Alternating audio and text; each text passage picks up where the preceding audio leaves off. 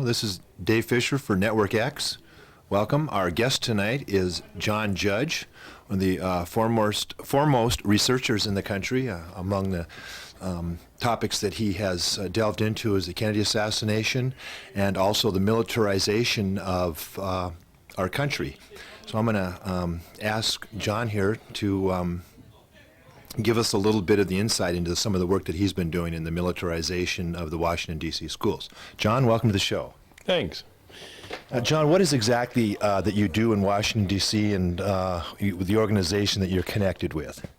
Well, I live in Washington, D.C., and I work with an organization, community organization called C.Ho.I.C.E.S, a committee for high school options and information about careers, education, and self-improvement.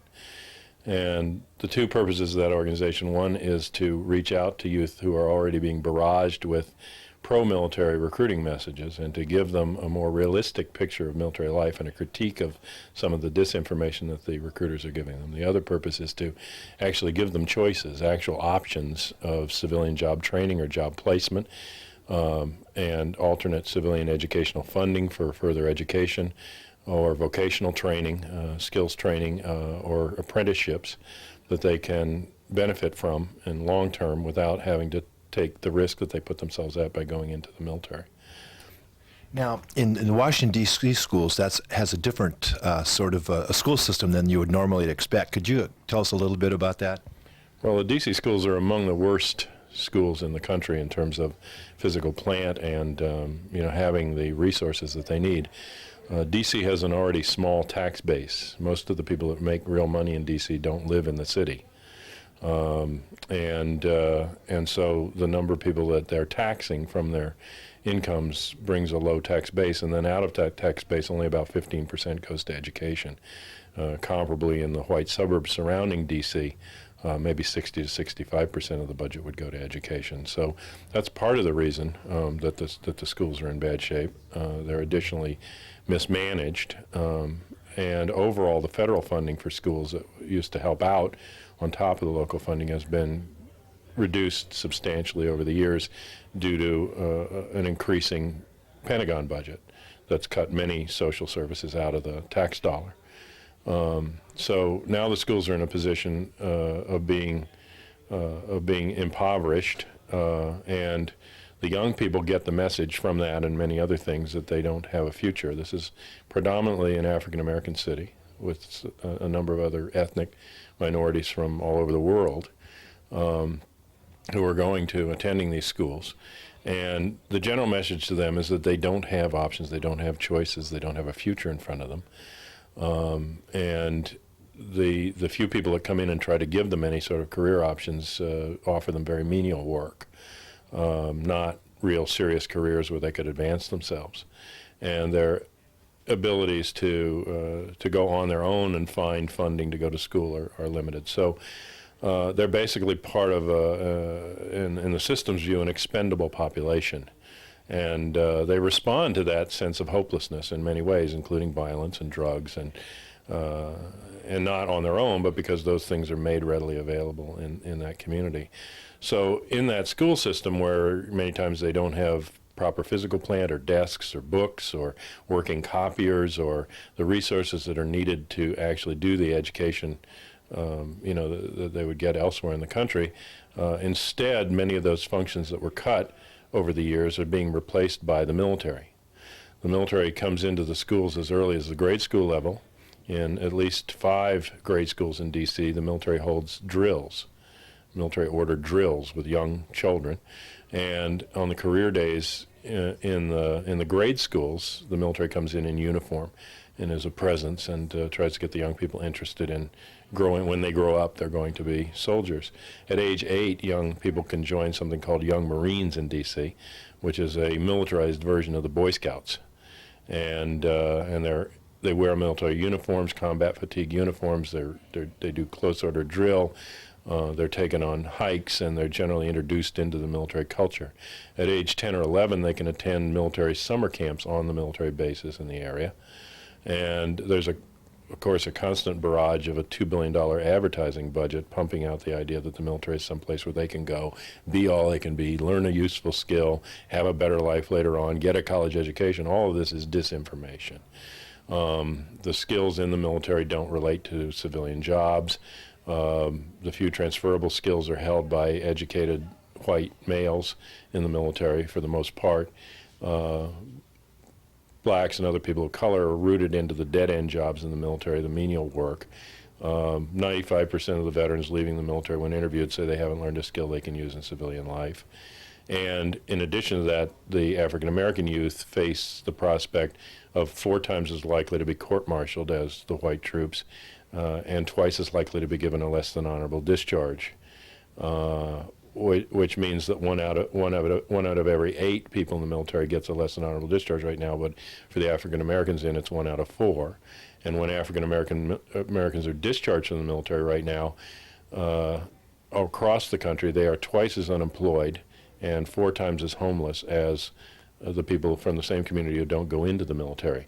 So the military puts them at risk back in the civilian world, marks them for life with a legal discrimination of a bad discharge, so that instead of discriminating against their skin color, they can be legally said that they're not hiring them because they have a bad discharge. It resulted from the racism in the military in the first place, and then doesn't give them any useful skills, and often develops bad habits, not only takes the brake off of their normal reluctance to be violent and teaches them how to use weapons, but also in many cases begins drug or alcohol dependency patterns within the military that come on into the civilian life. So it's not to say absolutely no one benefits from the military, but for every Colin Powell you can point to as a success story, I could point to 10,000 people, who in a given year who have not anything like a success story, but a horror story coming out of doing military service. And that's all separate from the question of what do those people do when they're then asked to go and kill other people of color around the world in the various wars. So they start in on them early. By the time they hit junior high, they have a class in the middle school level that's run by Junior ROTC, Reserve Officer Training Corps, that's basically a class to introduce them to the military life and to promote them to go into high school level Junior ROTC courses. Every high school in DC has Junior ROTC for all 4 years, and 3 of the high schools right now have automatic enrollment in that course. A 4th, Phelps, is a high school where you can only get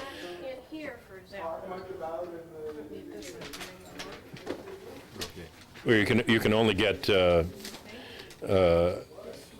training and skills that you want when you agree to go into JROTC for all 4 years, and then they'll train you in electronics or other types of skills. In addition to that, there's a program called Troops to Teachers, and it means that the DC schools give priority in hiring to people who coming out of the military, people especially officer level being downsized, middle management in the military, bump out and are given a quick training course, like 4 to 6 week training course at Fort Benning, where they aren't trained in the way a teacher is, but they're given some academic or teacher skills, and then they're qualified as teachers automatically and given priority in hiring. In DC, in addition to that, the whole city was taken over by a financial control board, which usurped all local democratic power and took over all the institutions, and they in turn appointed illegally, as it turned out, and was challenged in court and found to be illegal. They illegally appointed a board of trustees to run the schools rather than the publicly elected school board to make the decisions. And they put in charge of that board of trustees for a period of about 2 years a general by the name of Becton. He had been in the military since Korea. He had been in through Vietnam. After he came out of the military, he was a director of the Federal Emergency Management Agency when they were doing martial law exercises. He and Colin Powell were in the same unit and were the people responsible for covering up the My Lai massacre in Vietnam and not letting it become public until the veterans revealed it, even though they had the reports of it on their desk.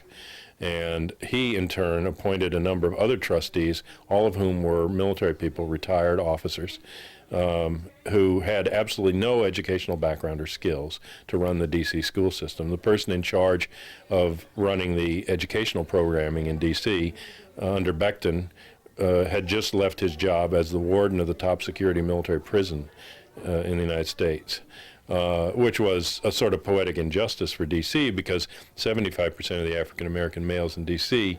will be in jail before they reach age 21, given the racism of the prison industrial complex, and so they were not prepping these kids to get an education, but they went in and bankrupted the schools for 2 years and have finally been ousted. But much of their program, is still there in place. And the junior ROTC and the recruiters are a constant presence in the school and have an undue influence and an undue access to the students, student lists, student assemblies. They have a rule in D.C., for instance, that you do community work for a certain period of time. In order to graduate, you have to put in so many hours of community work. Well, if you go and march around with a wooden stick rifle in front of an assembly, or do the colors, as they call it, or open doors for a meeting at the school and escort people, that's all considered community work. And you get credit for doing what you're doing under ROTC anyway. So these kids are never exposed to doing what real community work would be. And the DC schools pay for the junior ROTC. They pay the instructors' salaries, and it costs them $500,000 a year for about 800 kids that are in the program at a given time. The attendance at JROTC and participation in the program drops off precipitously from the freshman year. By the senior year, anybody that was in during the freshman year, only 15% of the original enrollees are left in the class. And they make all sorts of claims that junior ROTC keeps kids from dropping out, but they drop out of JROTC itself, much less whether they drop out of school. They don't track the kids who don't stay in. And then they claim, after self-selecting the better academically oriented kids and conning them into staying into JROTC, they claim at the end that JROTC is the reason why they have high grades and why they have better test scores to go to college, or that they've stayed in school. JROTC takes all the credit, but if a kid messes up, then it's the kid's fault. So they've pretty much essentially militarized the schools, not given kids options, and it's only because of a huge fight in 1980 in the community to get JROTC out of the schools that a compromise position was reached, leaving JROTC in place, but ordering the schools to allow people to come in and counter the military recruiters' messages. So we are able to get into the schools on career days and set up our own tables or go and do our own class presentations at the same time that all the various branches and reserve units are there recruiting. So we do have some presence in the school. But the DC schools are in miserable shape, and for instance, they cut out tutoring. All the federal funding dried up for that. There's no guidance counseling central office in the DC schools. There's individual guidance counselors in the schools, but there used to be a central guidance office that helped them find things.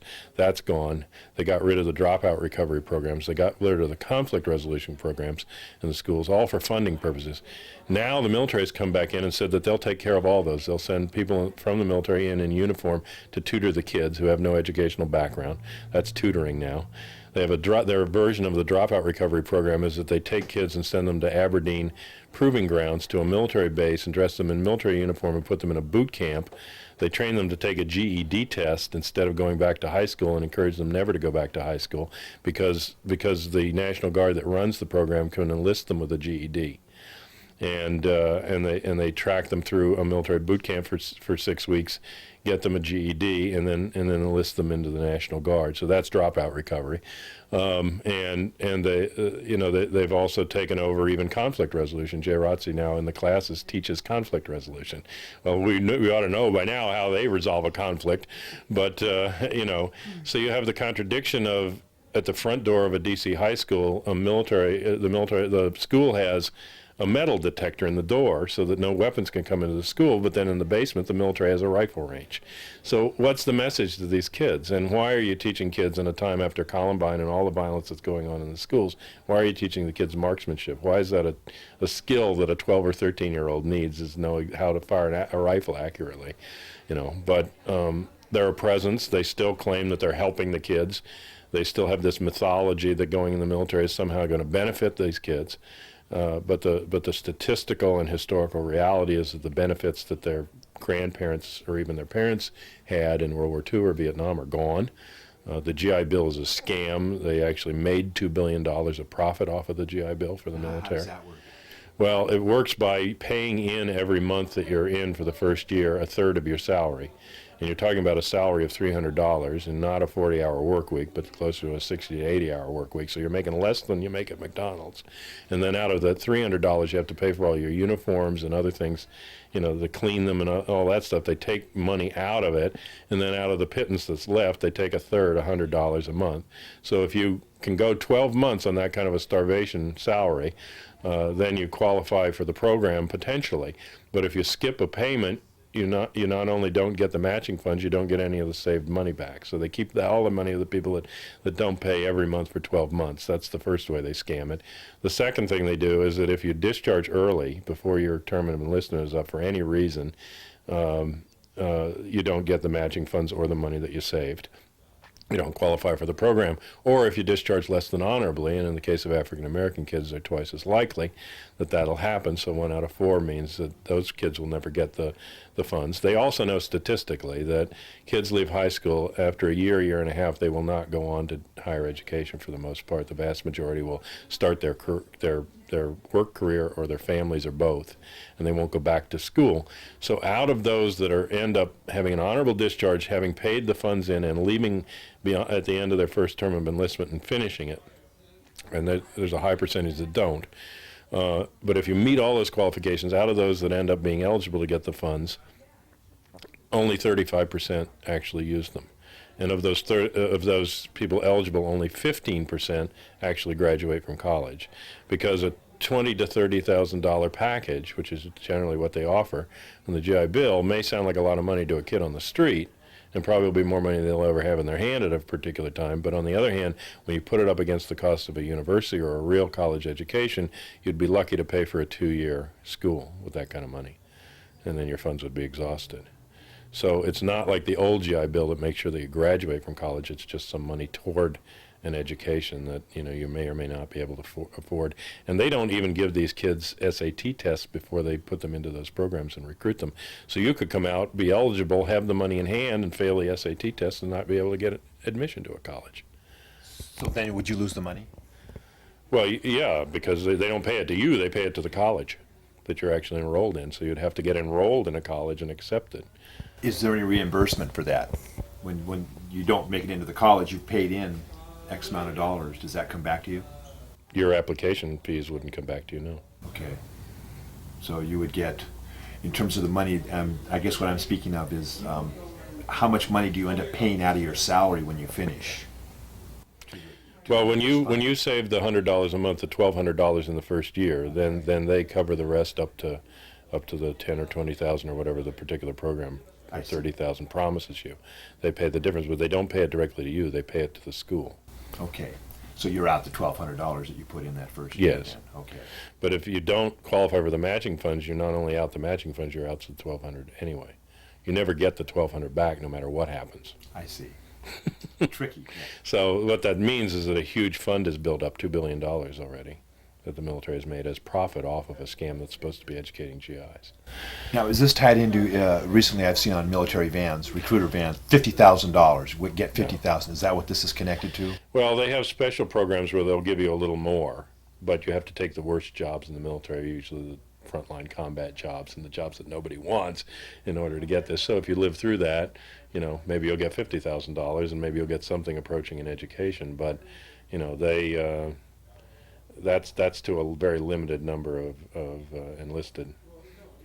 Not everybody would qualify for that. Most of them would qualify for a deal less. In some cases you don't pay the matching fund, but the net reality is, on our board of choices in DC, we have Dr. Reginald Wilson, who is the Director of African American Affairs for the American Council on Education, which is a national nonprofit that deals with educational issues. And he's aware of, education for African Americans across the country, and he goes and challenges national meetings of recruiters on the basis that while enlistment rates in the military are climbing, African American enlistment rates are climbing, their college enrollment rates are going down. So he's saying to these recruiters, where's this promise you're holding out that black kids are going to be able to go to college on the GI Bill, when in fact all you're doing is recruiting more of them and educating less of them. Interesting. Now, what other tricks do they have to recruit young people? Well, they promise them any number of things. I mean, from learning a skill, which they don't get because the skills aren't transferable, the equipment has no civilian counterpart, or it's out of date. When you learn a skill in the military, it's not as if, okay, you go in, you say, I'm going to be a computer programmer. They're not going to train you in basic computer language so that you could go out and be a computer programmer. Even if you're a nurse in the military, you would have to go back to nursing school to get a degree in any state. You wouldn't come out as a military nurse and get a RN or a nursing degree, or even an assistant nurse. What they train you does not qualify you for the job. The comparison that I would make is what you learn to prepare food at McDonald's would be called cooking as a trade.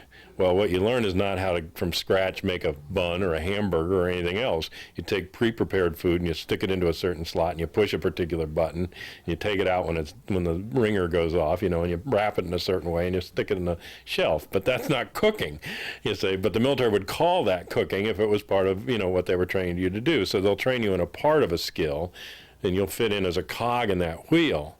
But, and you learn to live without a union. You learn to live without talking back to the boss. You learn to live with never skipping a day's work.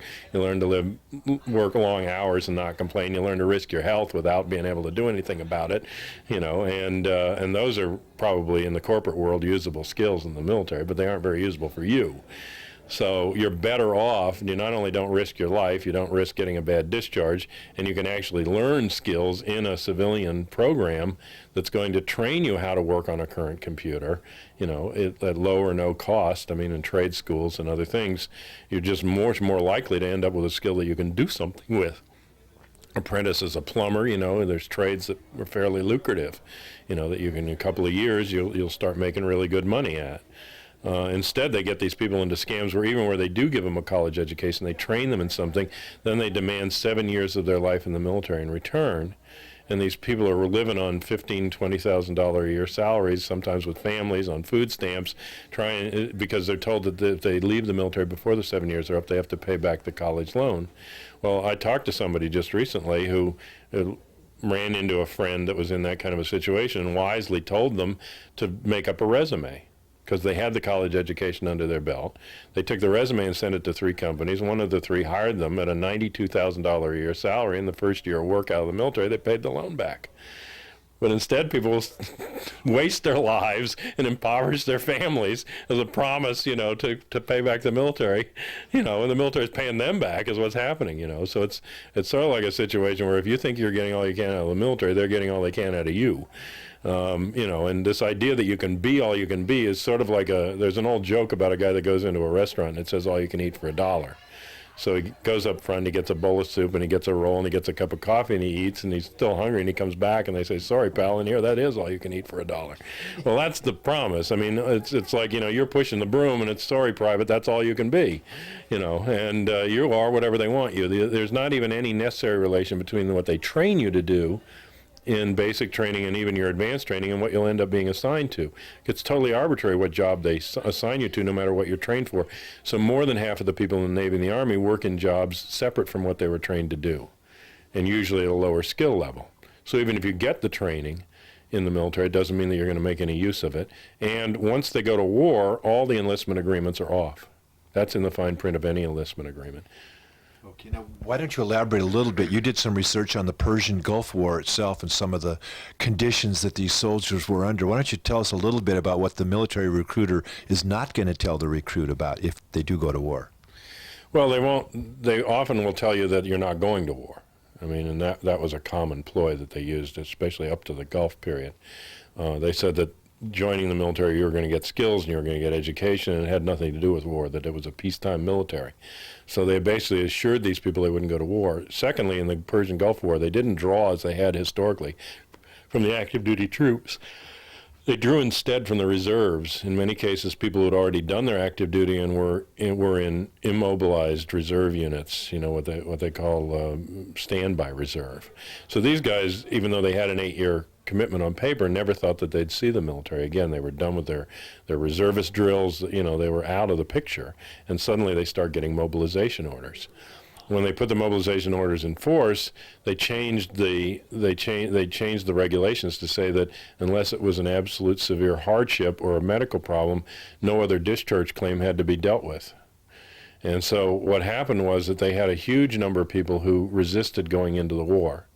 Gays and lesbians in the military that were in the reserves and were being mobilized came out and said, I'm gay or lesbian, and their response was, go over there, fight the war, come back, and then tell us about it. When they want warm bodies, that's not an issue. They also had a tremendous resistance from African Americans who did not want to kill other people of color, and especially the Muslim community said that they didn't want to go and kill other Muslims. They had more conscientious objector applications at the beginning of Desert Shield than they had during the height of Vietnam opposition. And thousands and thousands of these people were applying, but in many cases, the command said, well, we're not required under the mobilization regs to take this discharge application. So we're ignoring it, and we're sending you down to the rifle range to get you trained and ready to go over to the Gulf War. So, of course, some of these guys resisted. They refused to do that, or they refused to get on the transport planes. And in many instances, they were beaten and shackled and thrown onto the transport planes and taken to Saudi against their will. In Vietnam, even if you had orders cut for Vietnam and you claimed to be a conscientious objector, they would cancel the orders. But in this situation, they went back to treatment like they had in World War I for conscientious objectors, where they had absolutely no rights, and they just tried to bully them into the war theater. We got information from people over in the Gulf when they came back that there were makeshift prisons created in Saudi for the resistance in the field, and that there were 3,600 African Americans locked up in Saudi prisons, and then probably given bad discharges and summarily booted out. We also heard from people on the front line, and they told us that the front lines looked like Vietnam, almost all black and Hispanic with white officers in charge. We were also told that up until the day that the troops actually went into Kuwait, because they were along the Kuwait border for a long time before they actually went in and engaged. And you may remember that there was a controversy that went on saying that, they wanted to know why so many troops were massing along this border, and they said that they were doing it in response to Iraqi troops along the border. But then the Russians reported flying over in the satellite photos that they didn't see any Iraqi troops anywhere near them, that there was just this huge massing of American troops there. So they knew they weren't in trouble. They weren't under any imminent attack. And in light of that, what they did was, fearing that the troops would revolt, as they had in Vietnam, and turn the guns around on the officers, until the day they actually went to engage in Kuwait, they didn't issue them any live rounds. Then, because they know that body counts is a problem, and as those go up, the opposition to the war would grow, they developed a strategy that I believe was a direct war crime when they actually went to engage in Kuwait. They had taken the youngest conscripts, the 16, 17-year-old conscripts, not the Republican Guard, but just the chaff of the military, and put them up in trench warfare lines all along the desert in front of the American troops. So these kids are down in the trenches. Well, they moved forward with tanks and other equipment as a line toward these trenches. They put helicopters into the air that have these guns that'll fire like 3,600 rounds in a second, and just blanket lead across a given area, and they started firing down into the trenches, and the people started trying to put up white flags, and they specifically shot at anybody that was trying to surrender. That was one of the things that Timothy McVeigh was known for in the Gulf War, was being somebody that would shoot at a white flag. But that was common, that they would go after the people who were trying to surrender. So they wouldn't let the troops surrender. They shot into the trenches and kept them trapped in the trenches with this massive fire. Meanwhile, the tanks put earth movers on the front, and they also had plows, and they pushed the desert sand forward and buried the people alive. And then the troops, and this was in the Washington Post, the troops marched behind and talked about seeing arms and hands wiggling of people still dying in the sand as they were marching over them. And, I mean, if you think the Vietnam vets had some traumatic stress disorder problems, I think some Gulf vets are going to have some nightmares too.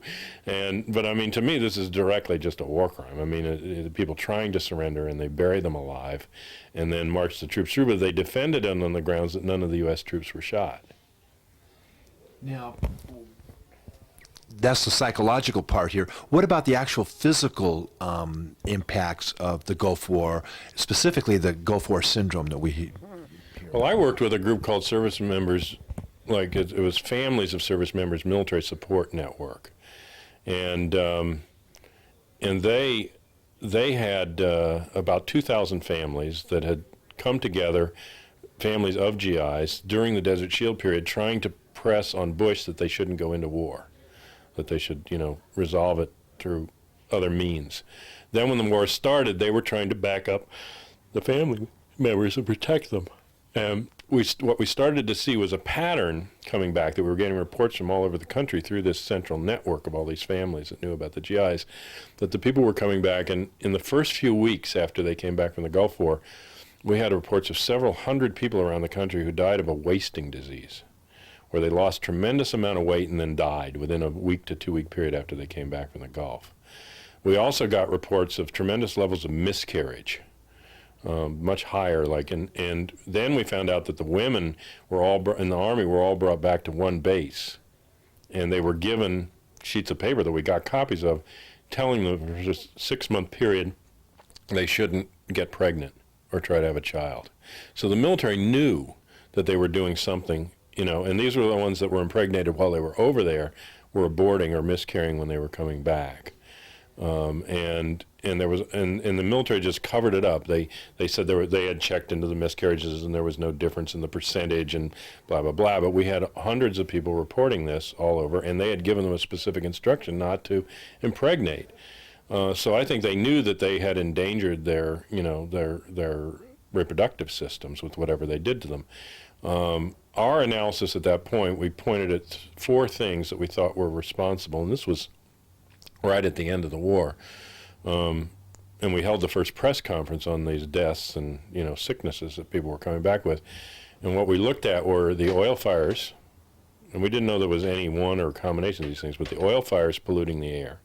Because a lot of people complained about not being able to breathe. And secondly, there were these untested experimental drugs that were given to these people that had not been tested on humans before. The FDA signed a waiver for battlefield purposes. They refused to let the GIs have any even informed consent. One GI's family sued in court for informed consent. And they said, when you're on the battlefield, you just do whatever you're told, and you don't need informed consent. If the military thinks this is a good drug for you, you take it. So they took these untested drugs. Progesterone, I think, was one of them. But anyway, they were supposedly prophylactic or protective against chemical biological warfare.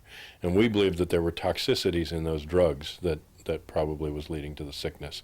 We asked them to release the names of the units and the members of the units that were injected or given the drugs, and they said that was top secret information. It was order of battle. And that's the same thing that they hid for 30 years in the Agent Orange files, under the grounds that it was, that was revealing their battle secrets to tell who they sprayed.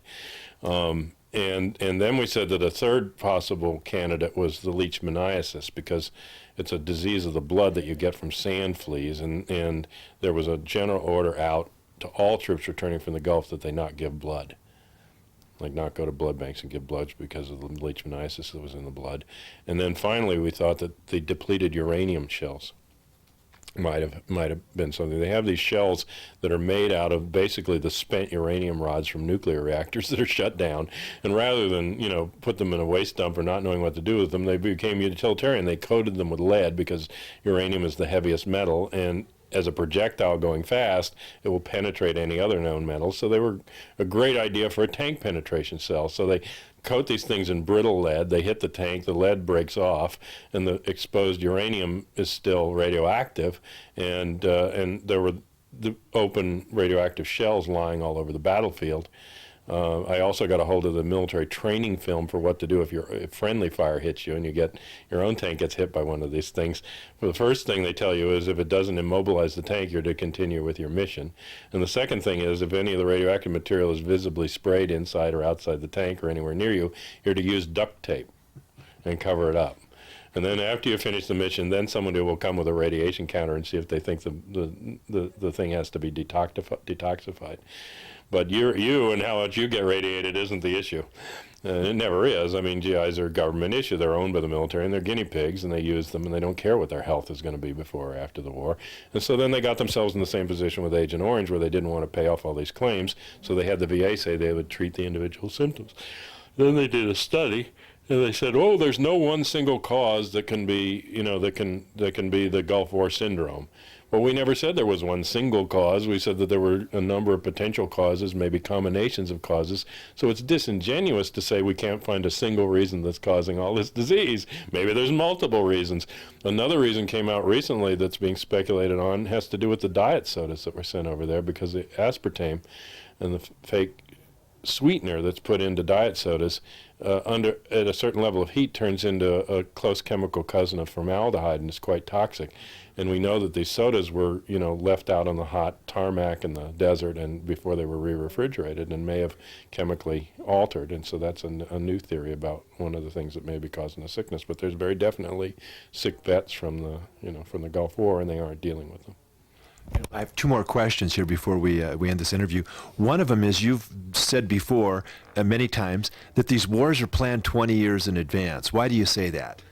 Well, I know they're planned well in advance. My mother was a Pentagon employee, a civilian employee of the Pentagon for 30 years, and she became the highest paid woman employee at the Pentagon. She was directly under the Joint Chiefs of Staff and the Deputy Chief of Staff for Personnel Office. She was a manpower analyst, and her job was to project the overall national draft call figures for the Joint Chiefs of Staff. How did she do that? Well, she had basically like actuarial tables to project how many would retire, how many would re-enlist, how many would discharge under each category, how many would enlist anew. And then she was given a current force level figure that was known, and a projected future force level figure where they wanted the force level to be, whether it was up, down, or stasis. And in that intervening period, she had to project how many people that they would then have to conscript on top of the enlistees in order to meet those force levels. And she had to project that figure accurately within 100 people either way on an annual national call. Now, you're talking about a call of maybe 50,000 people. She had to be right within 100 people either way and projecting how many exactly they would need. And she did it. And I remember my mother sweating each year the figures from before coming in. And she not only had to be that accurate, she had to be that accurate 5 years in advance. 5 years ahead, she had to come within 100 people either way of how many they had to draft in that given year. Then she told me that the figure that she came up with had to be multiplied by 5, and that 5 times that figure would then be sent as the quota to the selective service system. The reason for that is that they knew that 50 to 55% would flunk the physical, 10 to 15% would meet a deferment or exemption category, another 10 to 15% would no show, would resist, and then they were back to the original 20% they wanted in the first place. All right. So, I mean, this is done, and they knew also figures that she was given that went higher than her. She was 5 levels above top security. She had access to the war room for briefings. But there were people at higher levels, up to 15 levels above top security. Ellsberg said he got, up that far. And there were people at higher levels in an office of planning at the Pentagon who planned out wars. And they would give her figures for her actuarial table if they were going to war of how many would die in the war. How many would be disabled in the war and be, taken off the battlefield? How many would die in the war? Depending on the kind of war. Was it a guerrilla war? Was it a, traditional military war? Was it a short war, an air war? They had already figured out from their experience of war up to that point how many they expected to lose, what the attrition rate would be. So I asked her, given all that, and that was her job, 3 years after she retired, after 30 years at the Pentagon, she retired in '73, and I asked her, when did they tell you they would escalate the war in Vietnam? Because she had to be among the first to know in order to put the figures in. She said it was very strange what happened in Vietnam. She said for the first time in her career at the Pentagon, in April of 1963, she was told to change her projections, and she said that had never happened before. And she said it was based on a White House order from Kennedy. And that Kennedy had told the Pentagon to change the projections for a full withdrawal of U.S. American troops from Vietnam by the end of 1964. This is April of '63. She put those figures in, and I said, well, then when did they tell you they would change back and escalate and go into the war? She said late November of '63. I said the last week, Kennedy had shot him Friday the 22nd. She said the Monday following the assassination. Literally, Kennedy's just about in the grave. And they gave her figures to project for a new war, an escalated war. I said, was this a few more advisors? She said, I couldn't believe the figures. I took them back to the Joint Chiefs of Staff and I said, these can't be right. And I used to tease her later that that was the first civilian protest to the war. They told her on November 25th, 1963, to project a 10-year war with 57,000 American dead, exactly on target. So yes, they plan the wars, they know where they're going. Robert McNamara, in his recent book, Retrospective on Vietnam, admits, he doesn't give the figure, but he admits that they knew that it was going to be high attrition and that the costs were going to be very high for the war, but they went ahead with it anyway. But they knew exactly how much it was going to cost and what it was going to take them. What our protest of the war stopped was not the war in Vietnam. That went ahead as planned for the 10 years. We stopped a broader war into Laos, into Cambodia, and eventually possibly even an engagement with China in the whole sector. Because our organizing at home led eventually to organizing in the field by GIs, and they could not continue the war. The GIs began to shoot the officers, and they began to refuse in whole units in the field, and they had a revolt going on in Vietnam. And they couldn't contain it, so it was cheaper for them and more reasonable for them to draw back the military from the wider war and not go ahead, abandon that plan, salvage what they could, but at least have a military that they could work with, hopefully. John, you're a world of information. I'm going to ask you one final question here. We've been talking about recruiting of youth into the military. You're in Washington, D.C. It's a strange school district that you're in there. You are active. What are you doing there specifically as an activist, and what's the future look like? Well, we went to challenge the presence of the junior ROTC. I would go first to public meetings of the school board. And people would stand up and say, we don't have textbooks, we don't have this, we don't have that. We've got all these needs in the school. And the school board would say, we don't have any money for this, and we don't have any money for that. And I would get up and say, I know where you can find a cool $500,000. You know, get rid of this military social club and recruiting process that you're paying for, you know, and spend the money on education. You know, and of course they weren't happy with me, but the crowd liked it. And we got enough opposition going, and then I actually brought people in to testify, first to a committee of the school board, and then to the school board as a whole. And also we testified to the Education and Libraries Committee of the DC City Council. And both those bodies voted in the committee level and on the whole level to get rid of junior ROTC. But at that point, the city was not run by our democratically elected school board or city council officials. It was run by a financial control board and their appointed board of military generals and retired military trustees. And they ignored the decision of the school board and in the elected process. So there was no way, and I said this to Mayor Berry at one point, I said outside of going out in the street and rattling a can for the voices of the Democratic people in D.C. to be heard, because there was no way for anybody to make a decision that meant anything when it could be totally usurped by this appointed control board. And so, you know, and I said that instead of you know, flummoxing about getting these decisions that were ignored, that he should initiate referendums. And then we could hold a referendum and show that 80 or 90% of the residents of D.C. wanted a particular thing, and then let the Financial Control Board go against it. At least it would be shown clearly that it wasn't representing the people who lived in the city. But he said, oh, that takes a lot of work. You got to get 10% of the people to sign a thing for that. I said, well, you're the mayor. I mean, if you can get 10% people out to vote for you, couldn't you get them out to sign the referendum? But then, you know, he went on to another question. So, but they don't. I mean, it's not only the Congress and the government, you know, at the top that don't want democratic rule. It's basically anybody that's in the positions of power don't want the people to rule. The idea of a representative democracy is bankrupt. It dates to the 1700s. It dates to a period where the only way you could be represented at a meeting or have any input was to put somebody on a horse and buggy and go there, but it took 2 days to get there or 3 days to get there. But otherwise you wouldn't hear what happened and your point of view wouldn't be represented.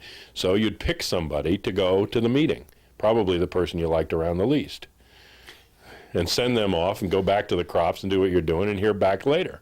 Well, we live in the 21st century now. You know, we have instantaneous communication and almost instantaneous travel. We don't need representatives to go in a horse and buggy, which is now a stretch limousine, to pretend to represent us when we have a huge society, when they couldn't possibly represent everybody, when you couldn't represent me and I couldn't represent you and I don't want to. They don't even, after they're elected, they take the position that they are the people, and if you don't like them, you can elect somebody else. And so all you have at any given juncture is the evil of two lessers to choose from. You don't have any democratic control over the decision making. You put in somebody that represents money, which made it possible then for them to run in the election in the first place.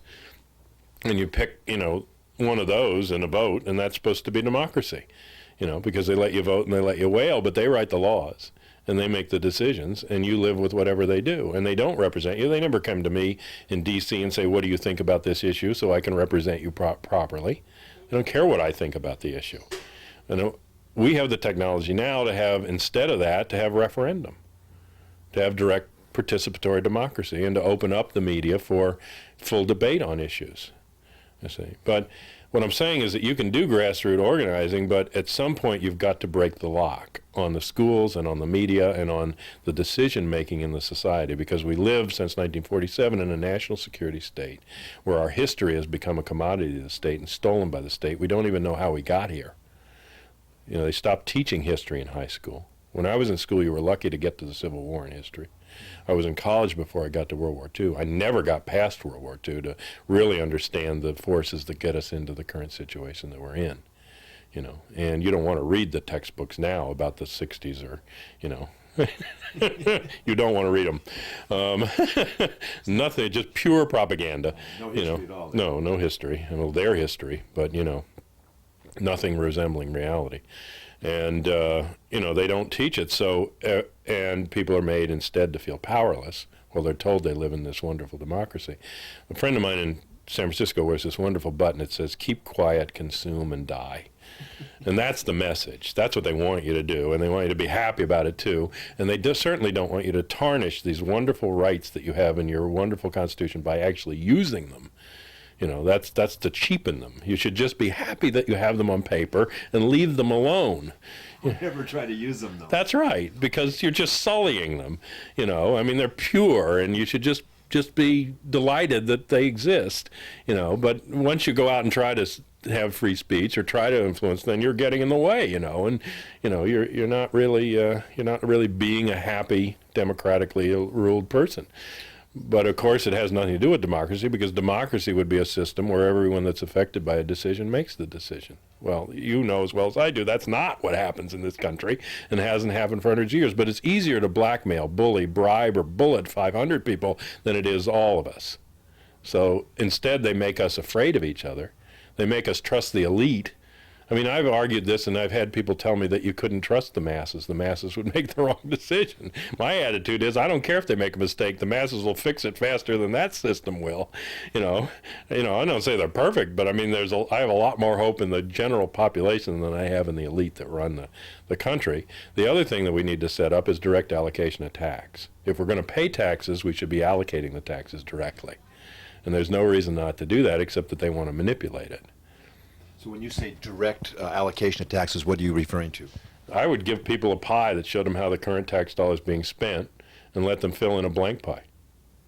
How much do they want to go to the military? How much do they want to go to education? Plus you could have a referendum on specific things that you wanted to fund. But what I'm saying is, when you pay the taxes, you would allocate the taxes. You wouldn't have a representative allocate them, because I will bet you bottom dollar that if I tomorrow got all the tax addresses of taxpayers in this city and sent them out that kind of a pie and got a copy back and from each of them and had them stick another copy in with their tax return in April, we either had any legal status, just tell the government, here's my tax and here's how I want it spent.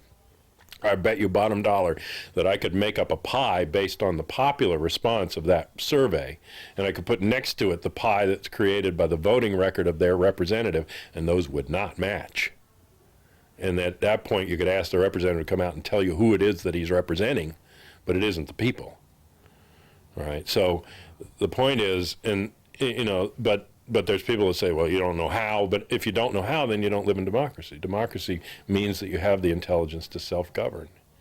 And Jefferson said, if you can't trust, he said there's no ultimate repository for power or control or decision making except the people. And if you don't trust the people to discretion to have that power, then inform their discretion. You don't take the power away, you inform their discretion. You have an informed democracy. So that's the other piece why the media, which is a commonwealth, it doesn't belong to the corporations by fiat, it belongs by license from a commonwealth. And that we should demand to basically tax the corporate airtime. on electronic media. For every hour that they have, we should get at least a half an hour public time, and I mean really public, where things could be fully debated by all sides on an issue, and we could take 10 key issues a month and lay it out and debate them and get a referendum decision on them and have a way to communicate back and forth to each other about, what frames the issue and what it, I'm not talking, when I say public access, I'm not talking about national propaganda radio. I'm talking about community people from different points of view actually expressing what they think about something and having a full debate, and then informed people making a decision. The other argument I get to this is that people are apathetic. They'd never do it. Well, people are taught to be apathetic. The reason people don't vote in this country is there's nothing to vote for. If they knew that by going and voting they could have the power to make a decision or be part of actually making a decision that directly affected their life, you can bet that they would be out there voting. But when all they have to vote for are these clowns that are put up in front of them that don't represent them and don't have any hope of representing them, then they become cynical. It's not apathy, it's disempowerment. And it's what they want. They want us to be disempowered. They don't want us to be making the decisions. They want to make them for us. And they want to make them behind closed doors. So what I try to do in D.C. or anywhere else is democratize any institution or situation that I'm in. And so I've tried to do that with the demilitarization of the schools.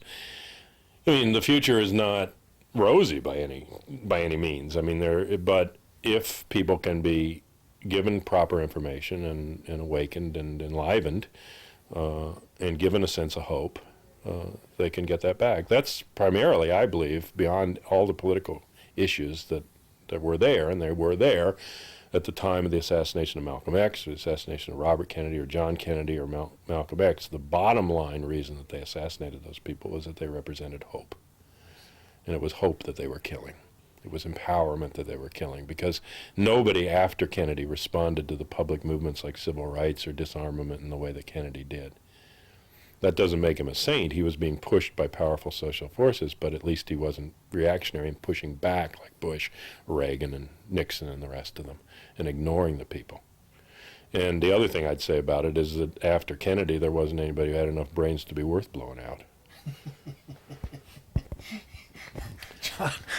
John, thank you for the analysis. It's been a delightful discussion. This is Dave Fisher from Network X. We've been talking with John Judge, who is battling the militarization of our schools and our youth, and a longtime peace activist, researcher into the Kennedy assassination, worked with Mae Brussel, and I'm very honored to have been able to interview him here on our show. John, thanks again. Thank you. There's more of us, and we can think.